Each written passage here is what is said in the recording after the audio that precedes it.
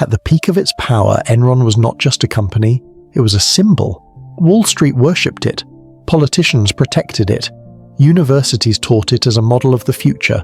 And yet, behind the polished reports and confident smiles, there was almost nothing there. This is not the story of stupidity. It is the story of how intelligence, when mixed with ego, becomes dangerous. Enron reinvented itself as something revolutionary, not an energy company, but a trading powerhouse. They promised a future where electricity, gas, bandwidth, even weather could be bought and sold like stocks.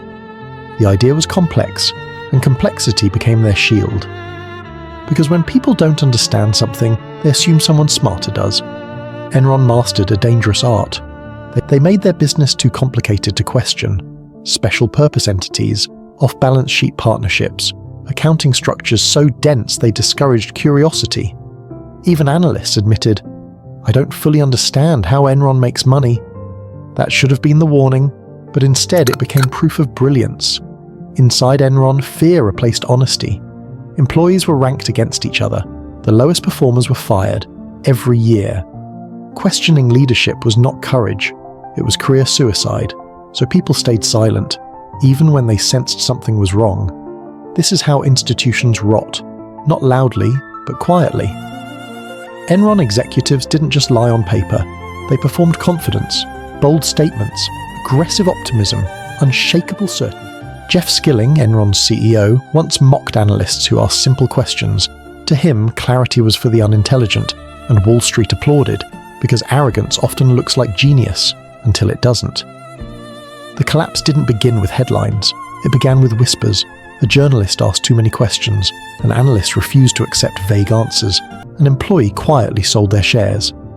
The illusion started to tremble, and once reality is questioned, it accelerates. When the truth emerged, it moved fast.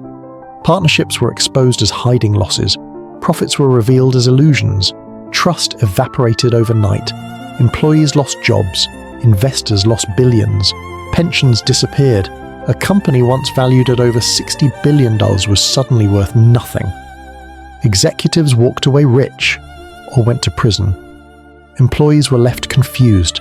The public was stunned. Everyone asked the same question. How did we not see this?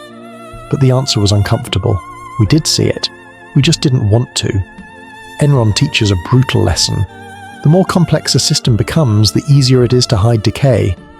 And another truth, even darker. When success becomes identity, truth becomes a threat. Enron didn't fail because of one bad decision.